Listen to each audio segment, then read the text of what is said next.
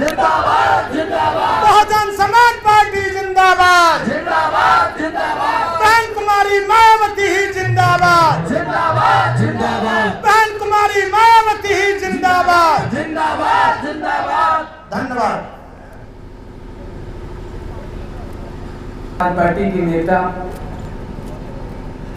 विभिन्न नामों से जिनको अलंकृत किया गया है, आपकी नेता, हमारी नेता, सर्व समाज की नेता माननीय बहन जी का 68वां जन्म दिवस समारोह पूरा देश साथियों मना रहा है। इस अवसर पर आज के कार्यक्रम के मुख्य अतिथि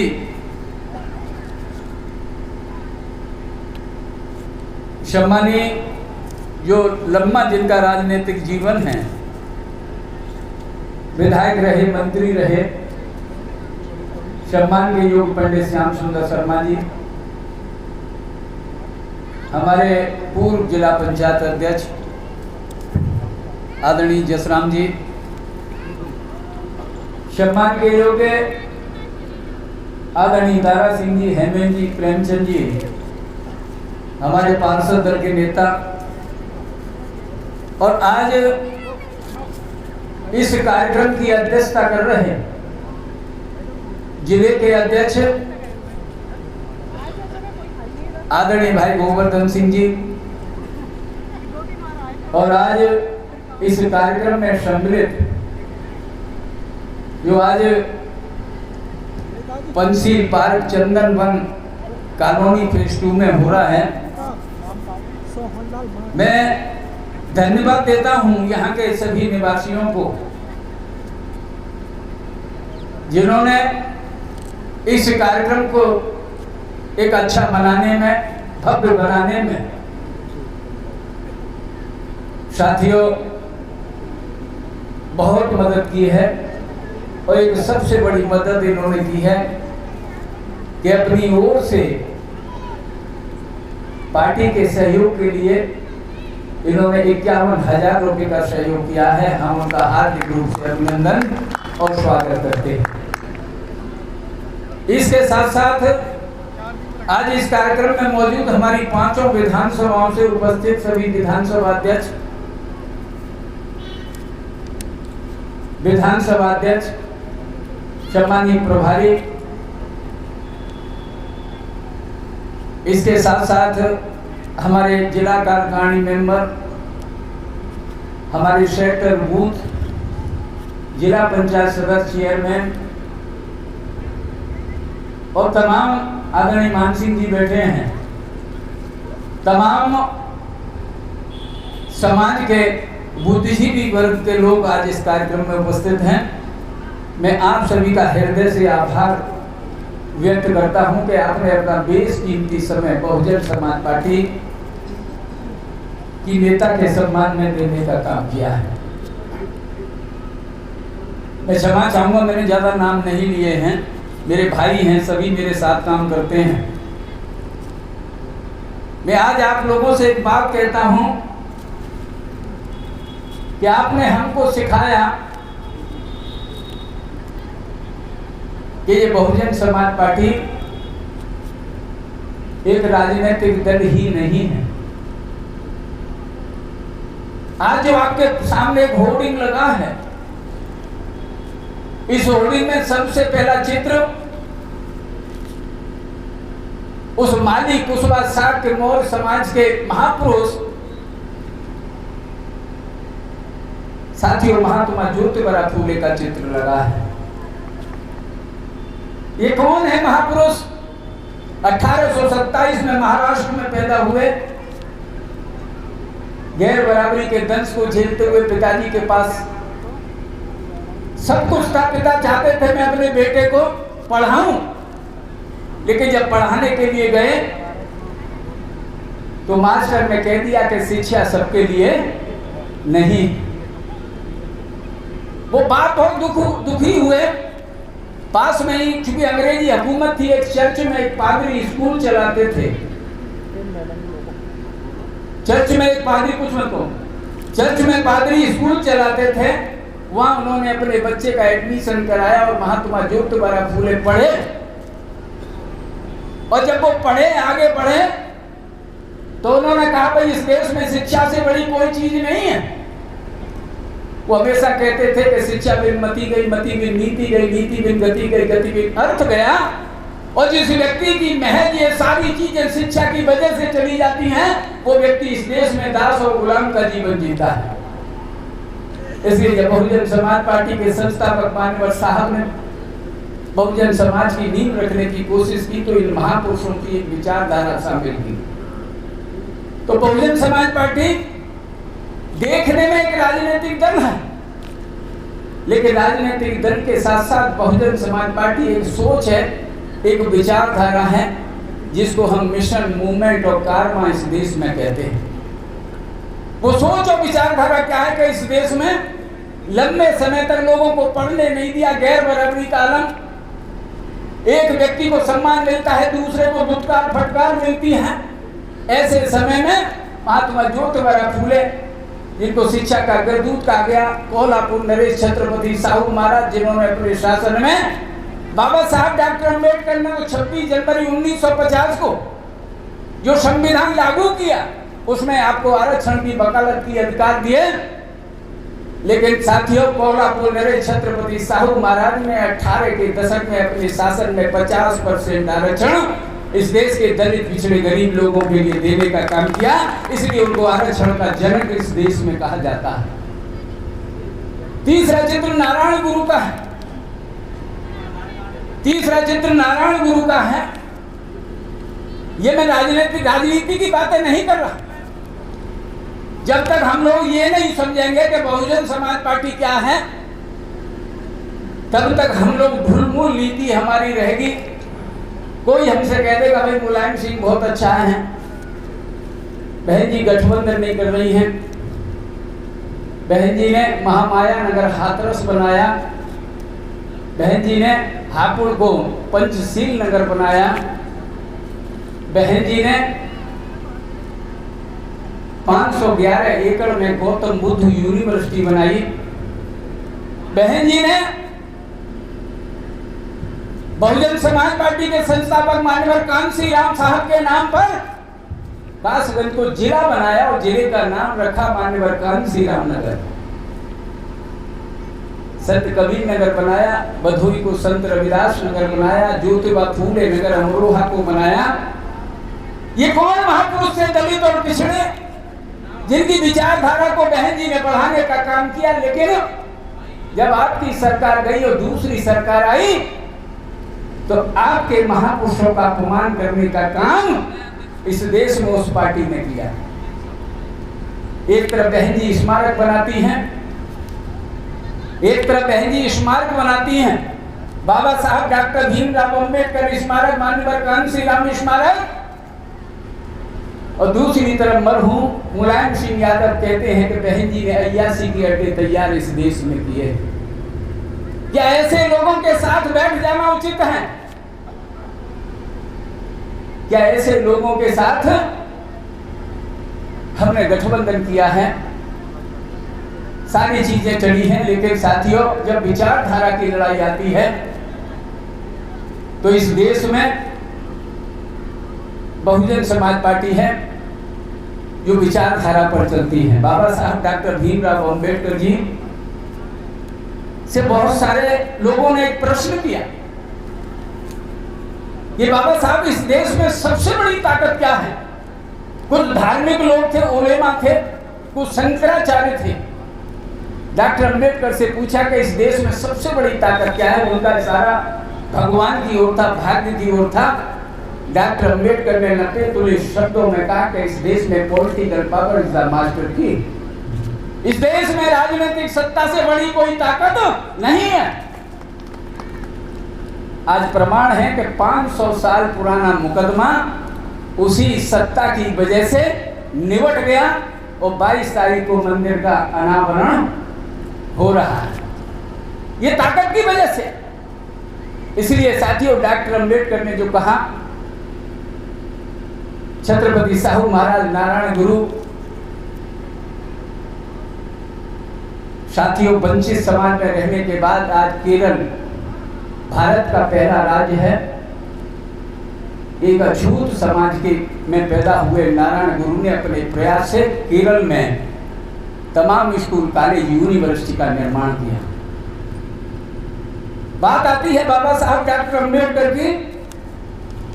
मैं ज्यादा नहीं कहना चाहता, मुझसे ज्यादा विद्वान बैठे हैं, बड़ी बड़ी संस्थाएं हैं, बहुत सारे लोग हैं, पढ़े लिखे लोग हैं, लेकिन साथियों मैं एक बात आपसे अवश्य कहता हूं कि हम बाबा साहब नहीं बन सकते, बाबा साहब के पैरों की धूल नहीं बन सकते, क्योंकि हमारे तन पर जो आज कपड़े हैं, हमारा जो मकान है, हमारा जो अच्छा रहन सहन है, इसके लिए बाबा साहब ने अपनी औलादों को इस देश में खोया।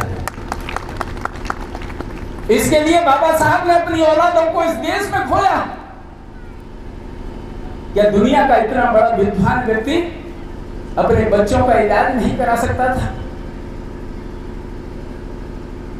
करा सकते थे। उन्होंने कहा कि मैं करा सकता था, लेकिन अगर मैं इलाज में लग जाता तो तुम्हारे हक और अधिकार की लड़ाई इस देश में कौन लड़ता?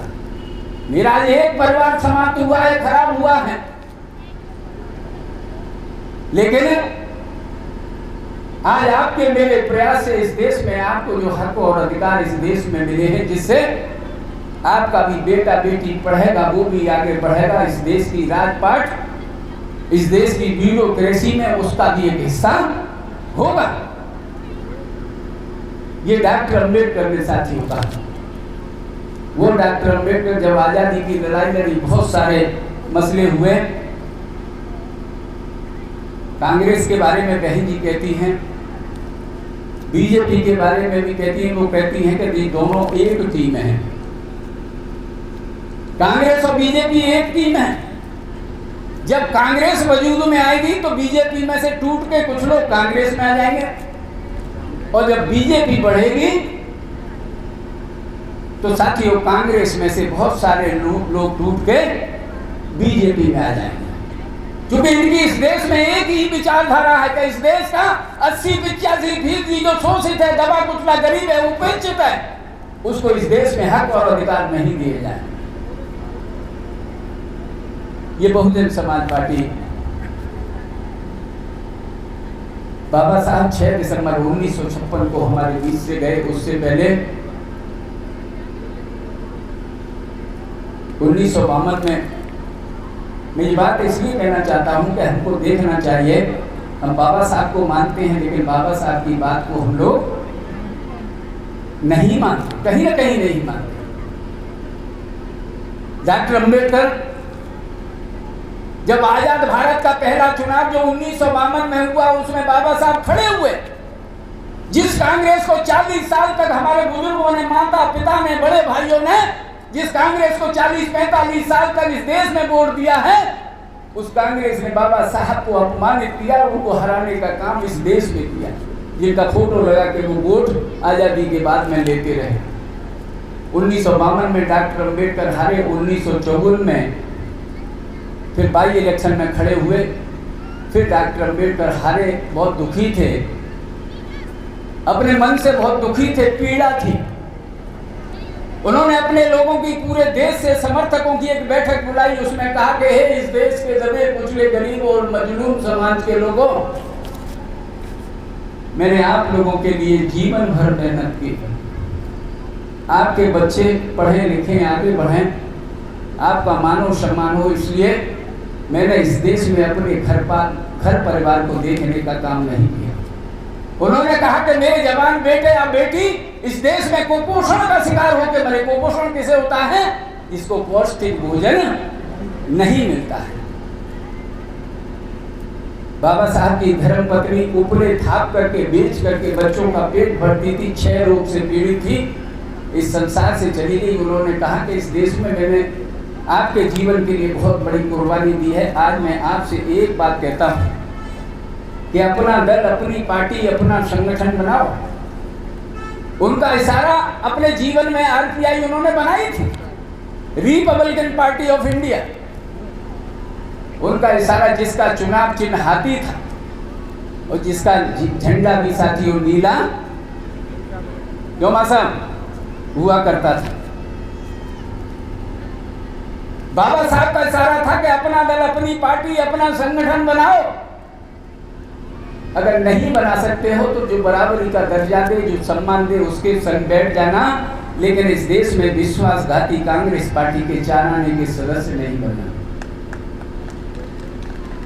ये डॉक्टर अम्बेडकर ने कहा, लेकिन हमने क्या किया? बाबा साहब की बात सुनी, लाभ लिया, अम्बेडकर पार्क बनाई, बाबा साहब का स्टेच्यू लगाया और बाबा साहब की बनाई, अपने हाथों से बनाई गई रिपब्लिकन पार्टी ऑफ इंडिया को इस देश में समाप्त करने का काम हमने कर दिया।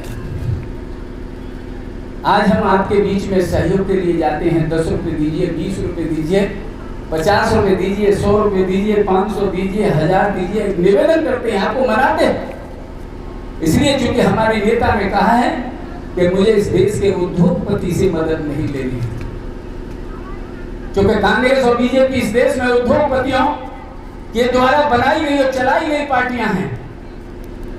बहन जी ने कहा, मैंने ये प्रमाण दिया है कि जिस दिन मेरी चाहे 95 में सरकार बनी, चाहे 97 में बनी, चाहे 2002 में बनी, 2007 में बनी, मैंने आपके आत्मसम्मान, आपके गौरव को बढ़ाने का सबसे पहले फावड़ा इस देश में आपके महापुरुषों के इतिहास को बनाने का काम किया। ये बहन जी, आज साथियों बहुत सारी चीजें हैं। आपका 1 रुपया, आपकी जेब से अगर 1 रुपया, 10 रुपया, 50 रुपया अगर जाता है, ये लिखा है जन कल्याणकारी दिवस समारोह। इससे पहले मनाया जाता था आर्थिक सहयोग दिवस समारोह, मनाया जाता था ना मास्टर, आर्थिक सहयोग दिवस समारोह। आर्थिक सहयोग का मतलब ये थोड़ा है कि आपसे अनाप शनाप पैसे लिए जाएं।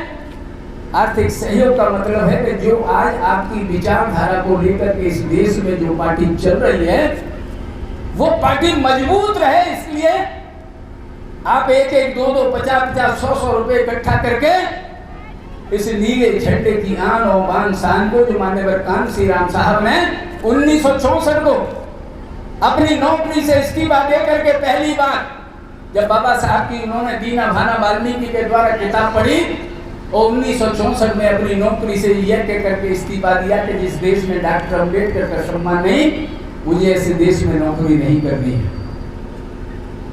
13 साल तक वो व्यक्ति कौन है? एक प्रथम श्रेणी का कर्मचारी। 13 साल तक वो व्यक्ति इस देश में गली मोहल्ले, गांव देहात, स्टेट दर स्टेट 13 साल तक उस व्यक्ति ने साइकिलें चलाई। 10,000 किलोमीटर साइकिल यात्रा माननीय कांसी राम साहब ने इस देश में की। है कोई नेता? और इस देश में साथियों जब उन्होंने आंदोलन चलाया, उन्होंने कहा कि 1 वोट 1 नोट। उसके बाद उन्होंने कहा कि माननीय बहन जी के वजन के मुताबिक थैली मिलेगी। आपने भी दी होगी मथुरा के लोगों ने। मान्यवर साहब के वजन के मुताबिक थैली लेंगे। बहन जी ने कहा पैसा हम कहीं से ले लेंगे, लेकिन फिर आदरणीय आर्यन आर्या जैसे लोग सांसद राज्यसभा के नहीं बनते, हम किसी उद्योगपति को दे देंगे, सारी हमारी समस्याएं हल होती। आदरणीय केजरीवाल ने वोट आपका लिया और 3 सांसद कौन बनाए हैं राज्यसभा के? आपके सामने। तो इसलिए साथियों, ये बहुजन समाज पार्टी आपका घर है, आपके महापुरुषों की विचारधारा है, ये पार्टी बाद में है। अगर बहुजन समाज पार्टी कमजोर होती है तो इस देश में डॉक्टर अम्बेडकर की विचारधारा भी कमजोर होगी। इसलिए माननीय बहन जी ने आरोप लगे पत्थर की मूर्तियां लगा दी, बहन जी ने स्मारक बनाए, उनका बदनामी हुई। आज हजारों करोड़ रुपया एड में लगाया जा रहा है। आज आपने मेहनत से अपने बच्चे को बीएड बीटेक सब करा करके बैठे हुए हैं कि कल बच्चा हमारा टीचर बनेगा, पुलिस में भर्ती होगा। इस देश में सेना की नौकरी भी 4 साल की कर दी गई। इस देश में आउटसोर्सिंग ठेकेदारी प्रथा लागू कर दी गई। आपका आरक्षण ऊपर से महफूज है, ऊपर से आरक्षण दिख रहा है, लेकिन अंदर ही तो जिस विभाग में नौकरी है उस विभाग को किसी प्राइवेट सेठ आके याद दिया जा रहा है। जब प्राइवेटीकरण होगा तो काय का आरक्षण हो, प्राइवेट सेक्टर में आरक्षण नहीं। ये सब कैसे होगा आज हमको नहीं मालूम है। ये होगा कि हम सब लोग मिलकर के समान विचारधारा वाले लोगों से, चाहे वो पिछड़ी जाति के लोग हैं, चाहे माइनॉरिटीज के लोग हैं, चाहे हमारे सामान्य वर्ग के लोग हैं, उनके साथ बैठ करके हम लोग विचार विमर्श करें और इस देश में साथियों एक ऐसा माहौल बनाएं कि आने वाले समय में बहुजन समाज पार्टी की राष्ट्रीय अध्यक्ष इस देश की कमान संभालने लायक बने। इसलिए साथियों बहुत लंबे समय से आप लोग बैठे हैं। मैं पुनः सभी माताएं बहनों का आभार व्यक्त करते हुए एक लंबा समय दिया है सभी बुजुर्गों का, नौजवान भाइयों का और सभी हमारे जिला पंचायत सदस्य, चेयरमैन, पार्टी के जिम्मेदार साथी, विधानसभा, जिला भाई, सभी साथियों का मैं हृदय से आभार व्यक्त करते हुए अपनी बात को यही विराम दूंगा इस सोच के साथ कि किसी ने कहा कि हजारों साल नरगिस अपनी बेलूरी पर होती है, तब कहीं समाज में पैदा होता है दीदा बदर। तो ये नेता हैं,